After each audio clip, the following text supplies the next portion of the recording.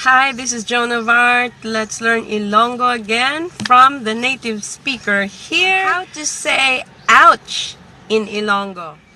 There are many Ilonggo words that express pain, and the most popular of which is agay. And you can say this in many ways depending on how painful it is. So, agay, agay, agay. That's a little bit of pain. And agay. So it's a long pain. You can say agay if you're really in pain. And the longer word for that would be aragay. Aragay. I think agay is actually the short form of aragay.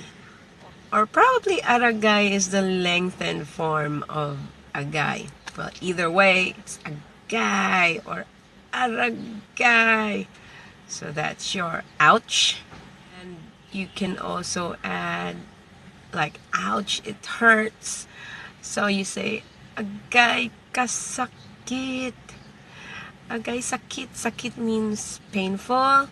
So if it hurts, kasakit. Ilonggos would say aragay to express uh-oh or ouch or that's not good or that hurts. So it's like aragay. If someone does something that has sad or a bad outcome, so the expression would be aragay or like ouch, because it would hurt either other people or the one who did it on himself. So it's like a misfortune that had befallen on himself or herself. So it's aragay, agay, agay, agay, agay, agay. A lot of people have had their fingers like accidentally. Agay, agay, agay, agay, agay, agay, agay, agay, agay, agay. Sometimes we would combine agay and ouch to agouch, or aragay and ouch to aragouch.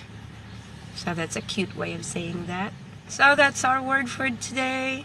Comment down below if you want a word translated to Ilonggo, or if you need to know something in Ilonggo. Or is there an Ilonggo word that's bothering you? Just ask me. And like, share, and subscribe.